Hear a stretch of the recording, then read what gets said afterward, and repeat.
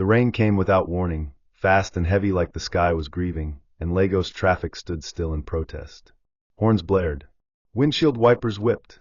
Drivers cursed under their breath as water swelled in the gutters. Somewhere on Adeola Odika Street, near the glistening glass towers of Lekki Phase 1, a matte-black Rolls-Royce Phantom crept forward inch by inch, its driver cautious. Inside, billionaire Ayatun Balagan barely noticed the storm. He was reclined in the back seat, scrolling through investor emails, his custom wristwatch catching light with each flick of his hand. That was when he saw her. Not in the abstract way the rich often see the poor from a distance. No, Ayatun saw her. Outside his window. In the rain. In real time. A woman. Or maybe two. Twins? One was seated on a flattened rice sack, clearly handicapped, her right leg missing from below the knee. A crude wooden crutch leaned beside her. The other woman knelt beside her, shielding them both with a torn umbrella that had already given up its job. What struck Ayatun wasn't their condition, but the stillness in the handicapped one's face. She wasn't begging with desperation, like others who flailed hands at passing cars. No, she just sat there. Rain soaked her head wrap. Her blouse clung to her frame. Her twin, slightly older by a minute or two perhaps, kept whispering, perhaps begging him without a voice. Ayatun leaned forward and asked his driver to pull over. "Sir," the man hesitated. "Are you sure?" But Ayatun was already unlocking his door. His Italian loafers hit the puddle with a splash. The rain didn't care that his outfit cost over £1,000,000. It slapped him anyway, cold and hard. Passers-by stared. Who was this tall, dark man in a designer Agbada walking toward beggars? A phone peeked out from someone's pocket, already recording. "You shouldn't be here," the kneeling twin said, alarmed. "Please, Oga, go inside." Ayatun didn't respond. He looked directly into the eyes of the one with the missing leg. "What's your name?" he asked. Her lips twitched. "Nene," she said. "My name is Nene." And the moment cracked open. The rain had softened into a drizzle, but tension clung to the air like steam. Ayatun stood there, 6'2" and dripping, facing the two women as cars hissed by in the puddled street. The twin kneeling beside the disabled woman adjusted the broken umbrella over both their heads, shielding Nene more than herself. "Please, Oga," she whispered again. "Go back inside your car. We're okay." Ayatun ignored her plea, his eyes fixed on Nene, on the way her chin jutted slightly in defiance, the way her arms curled around her knees like she was protecting her pride more than her body. "Are you okay?" he asked her softly, his voice low and even.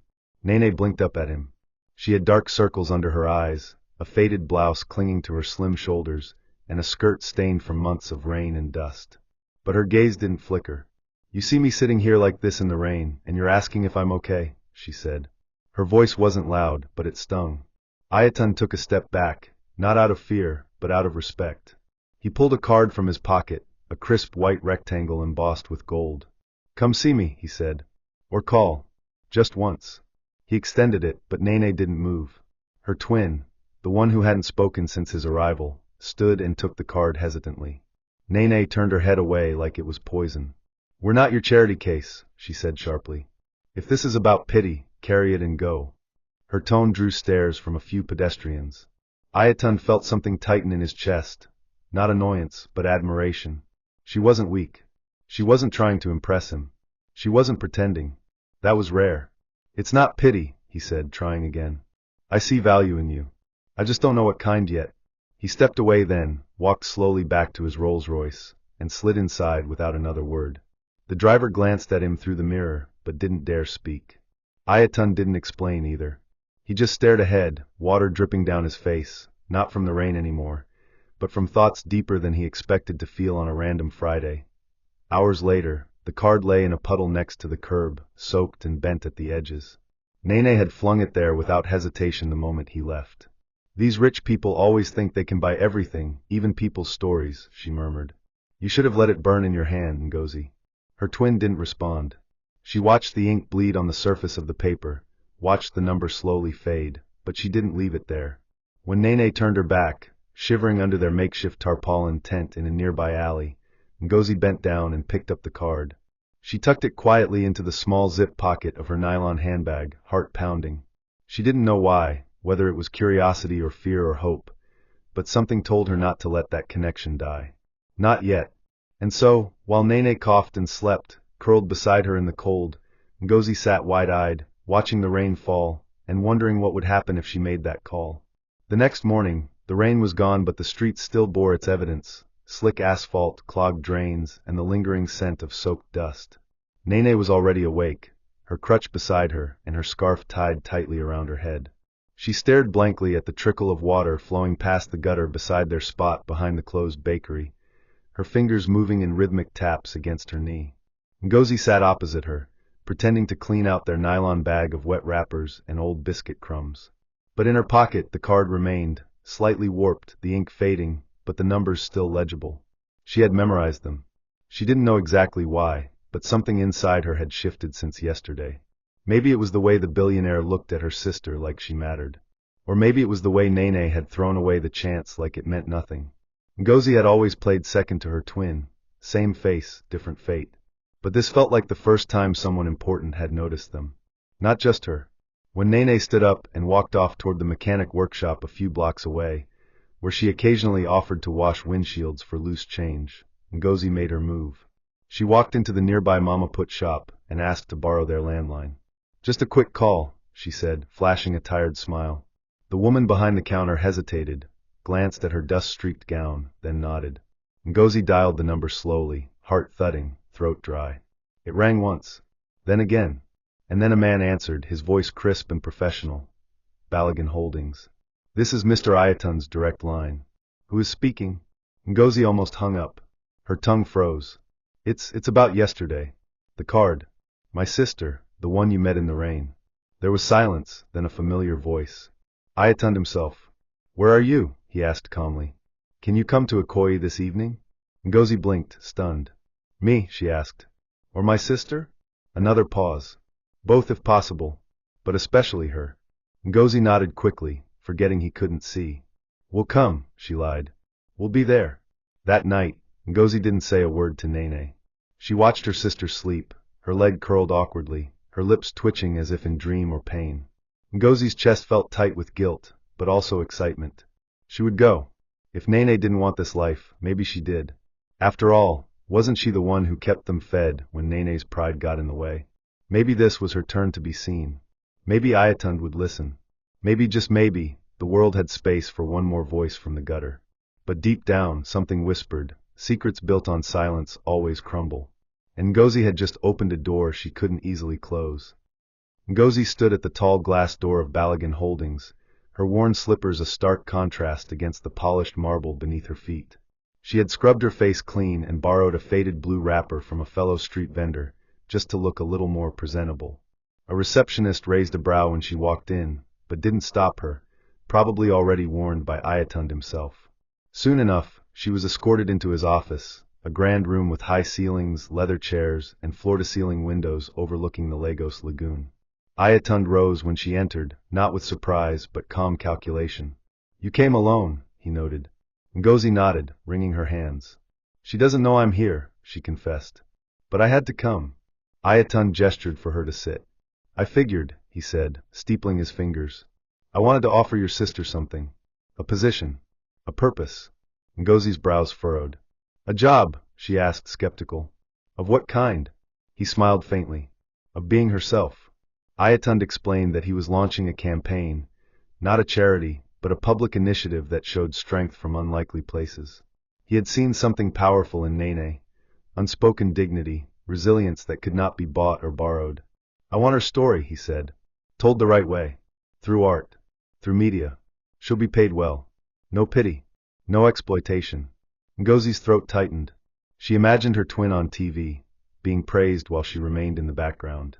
"She won't agree," Ngozi said quickly. "She doesn't trust people like you." Ayatun nodded. "Then I'll earn it." Silence hovered in the room before Ngozi shifted in her seat.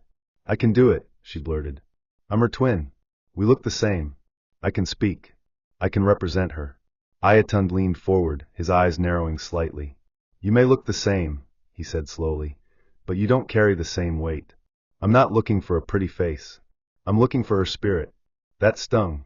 Ngozi's jaw clenched, and for a moment, her eyes flashed with something darker than hurt.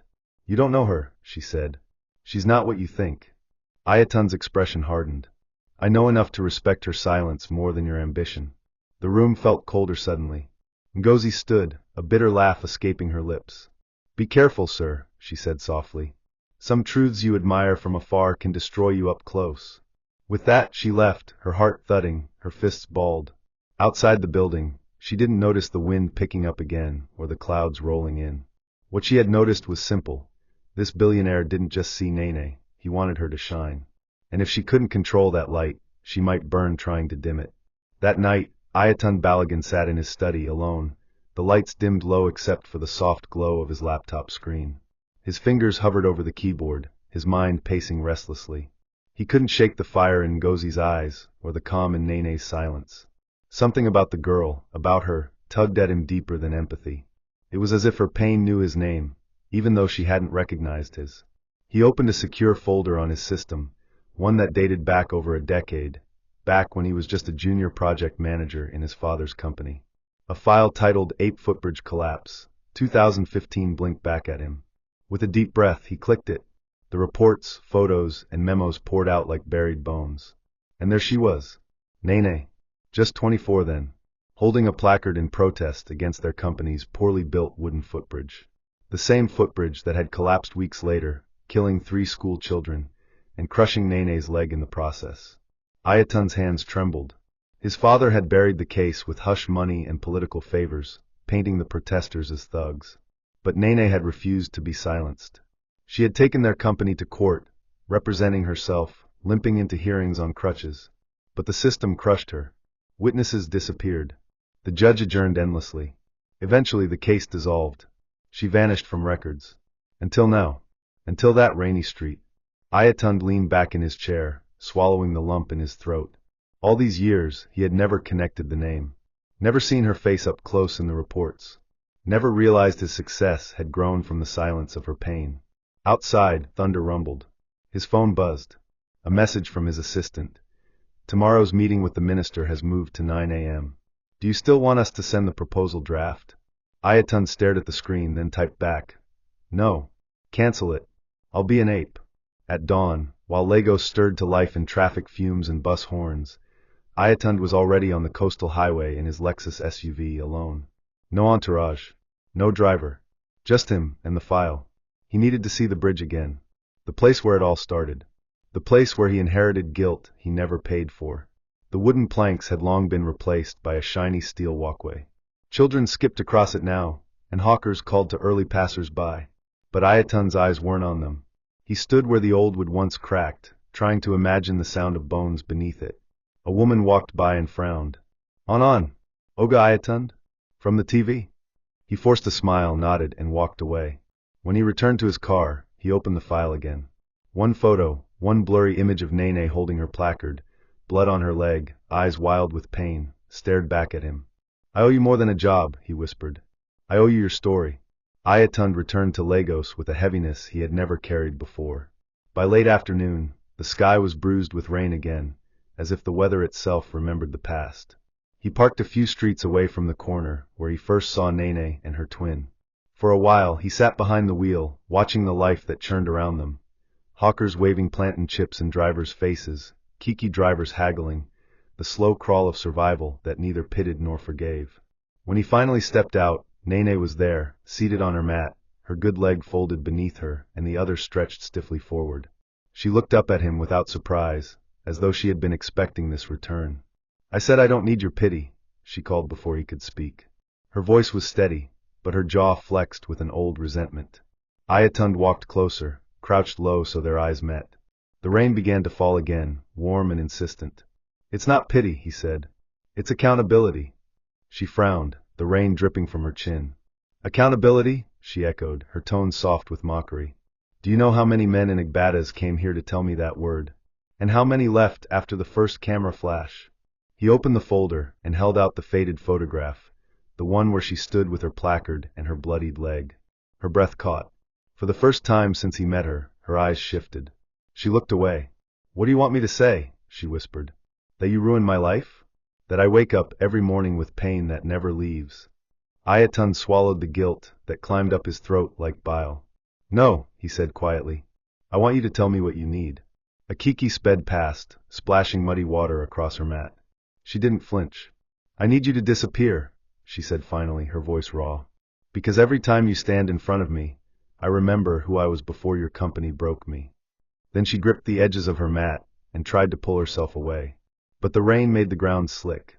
She slipped forward, her crutch skidding, and she nearly fell face first into the gutter. Ayatund lunged and caught her under the arms. For a heartbeat, they were locked in a clumsy embrace, her breathing ragged, his suit soaked. She shoved him away, her cheeks flushed with fury and humiliation. Don't touch me, she spat. But she couldn't stand. The crutch lay too far, and her leg trembled with exhaustion. Ayatund bent, picked up the crutch, and set it upright beside her. His voice was gentler than she expected when he said, "If I could take it back, I would. But I can't. The only thing I can do now is stand here, and not pretend you don't exist." A passing woman paused to stare at them, curiosity pinching her features. Nene noticed, and turned her face away. "Leave," she murmured again, but this time there was no venom, only the quiet surrender of someone too tired to keep fighting every hand that tried to help. He didn't leave. Not immediately.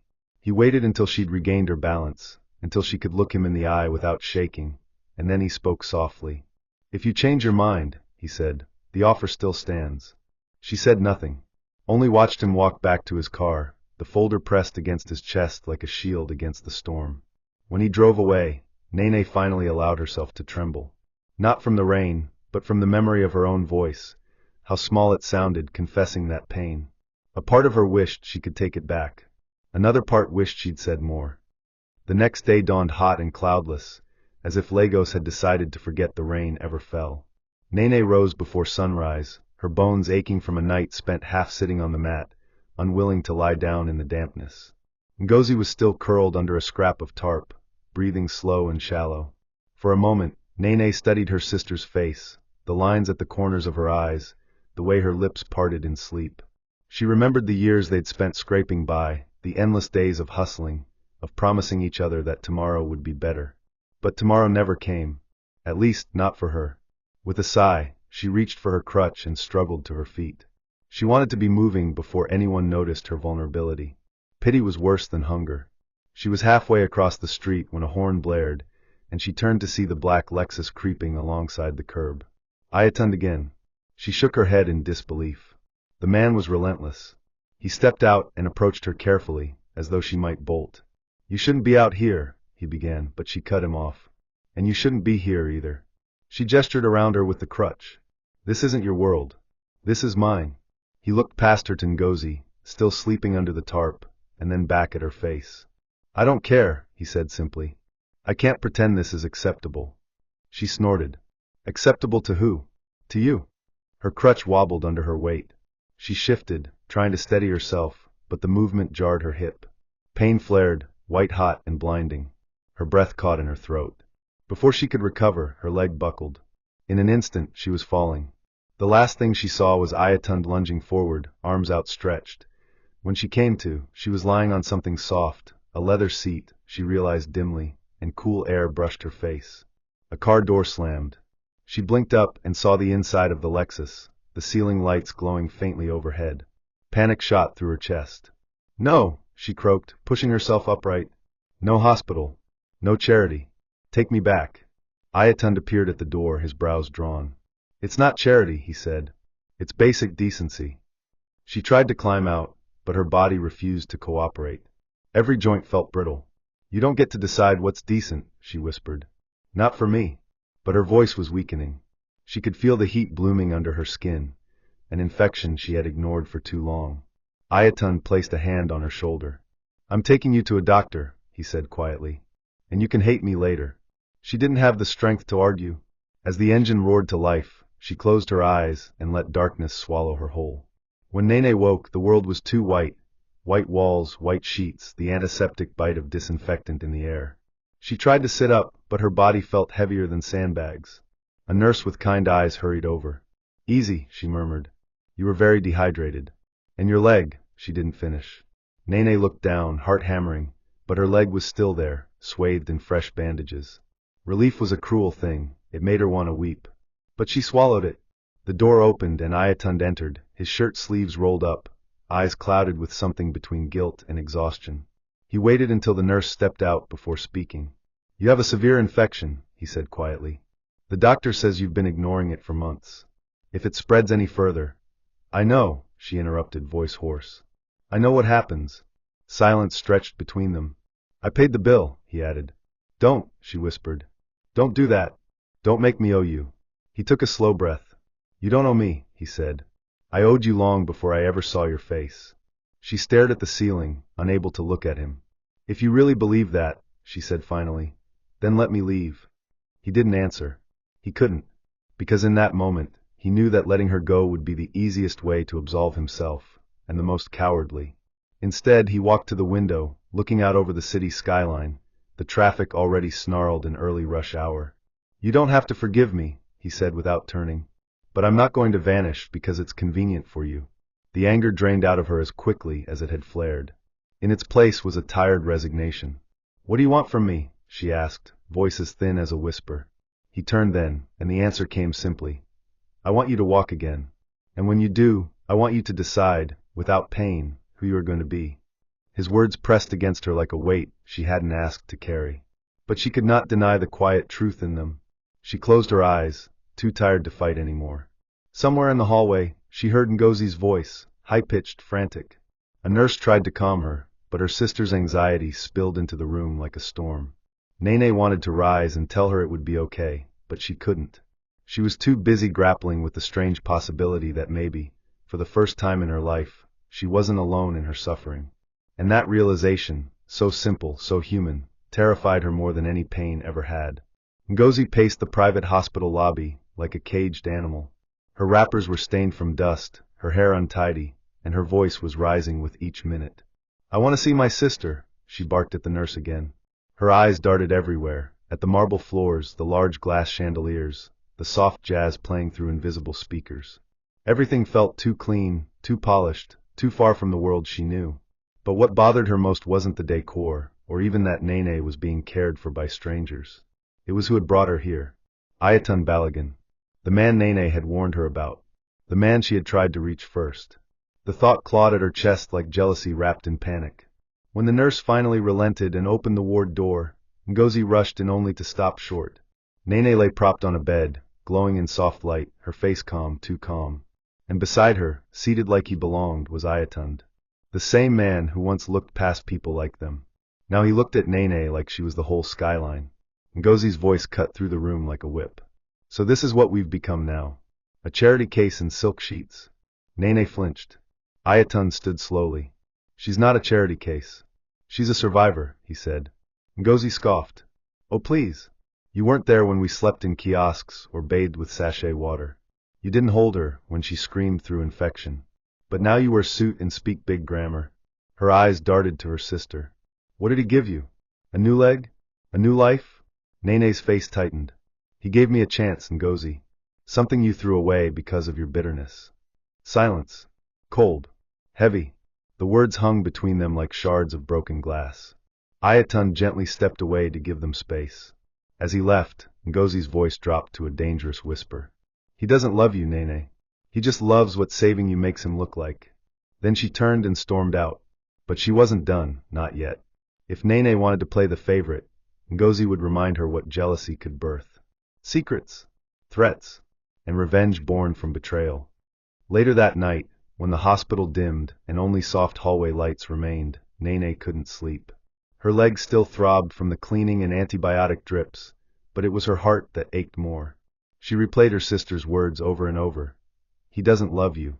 And worse, he just loves what saving you makes him look like. She hated that a part of her believed it. Ayatun had done more in 2 weeks than anyone had done for her in years, but how much of it came from guilt? Or image? Or something real? She sighed and reached for her bag, the old, torn zip-up sack she always kept near.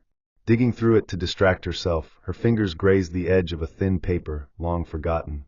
She pulled it out. A letter. Folded neatly. Yellowing with age. Her heart stuttered. It was their late father's handwriting. She opened it slowly. The letter was dated months before his death. In it, he spoke of a scholarship he had secured through his old boss, a full ride for Nene to study fine arts in Ghana. He had seen her drawings, admired her sketches made with her toes, and believed she could make a life beyond Lagos. But she never got this letter. Her eyes darted to the end. Give this to Nene when the time is right. It was addressed to Ngozi. The air fled her lungs. Her hands trembled as she held the truth in her palms. Her sister had known. Known about the opportunity. Known it was hers. And never told her. Years of struggle, shame, and lost purpose, all of it built on a secret. A betrayal. Tears clouded her vision. The door opened, and Ayatun stepped in quietly with a cup of warm tea. He stopped when he saw her face. "What happened?" he asked softly. She held up the letter with shaking hands. "Everything I could have been," she whispered, "was stolen by the one person I thought would always protect me." The cup slipped from his hand and shattered on the floor, but the real breaking had already happened inside her. The next morning, Ayatun returned to the hospital before sunrise. The city had not fully awakened, and the streets were quiet, almost reverent. He carried no assistant, no briefcase, no phone. Just a quiet decision weighing on his shoulders. When he stepped into the ward, he found Nene already sitting upright, her face pale but composed, the letter lying flat on her lap like a ghost of a past she'd buried too deep. She didn't say a word. He didn't either, not immediately. He pulled a chair close, sat, and stared at her hands, still trembling slightly. "I know a place," he said eventually, "where there's no traffic, no noise. Just air, sea, and silence. Come with me. Just for a while." Her eyes flicked to his, then back to the letter. "And if I say no?" she asked. "I'll wait," he replied. "But I won't stop offering." That answer, simple and unforced, nudged something open inside her. For once, she wanted to feel safe without always having to fight to be. By noon, they were driving toward Badagree, the coastal town where Ayatun's family once owned a private beach house. He hadn't stepped foot there in years, not since his father's funeral, but it was quiet, walled off from Lagos madness, a place where the tide spoke more than people. Nene sat beside him, silent, unsure whether this was escape or confrontation. But the farther they drove, the lighter her chest began to feel. When they arrived, the house was nestled in white sand, with rustling palms and distant waves lapping gently against a faded dock. He showed her to a room with large windows, no mirrors, and a shelf full of untouched books. "Rest here," he said. "There's no schedule. No one to perform for." That night, she sat on the balcony, wrapped in a shawl, and watched the ocean eat the horizon. Ayatun joined her with 2 cups of steaming oji. "Why are you really doing this?" she asked suddenly. He didn't blink. "Because I want to see who you are when the world isn't watching." She looked down at her hands. "I'm not sure I know either." And for once, the honesty didn't scare her. Back in Lagos, the ripple of Ayatun's disappearance reached the glass towers of his empire. At Balogun Holdings headquarters, his mother, Chief Mrs. Mornike Balogun, stormed into his office in a sea-blue head tie and gold lace. Her eyes, sharp, regal, and unforgiving, scanned the room like a general surveying a battlefield. "Where is he?" she demanded. His assistant, trembling, explained the absence but withheld the details. "He left for personal reflection, Ma." "Reflection?" Mornike hissed. "Ayatun doesn't reflect. He builds. He leads. He wins." The assistant handed her a folder. It contained the new campaign proposal Ayatun had been developing, centered around a disabled woman's courage. A woman Mornike had never met. Her face soured as she skimmed through the images, the bios, the vision. "Is this the crippled beggar I saw on TV?" she asked sharply. "He's investing my legacy in a gutter girl." Before the assistant could answer, she stood and declared, "He's coming home. And this nonsense ends."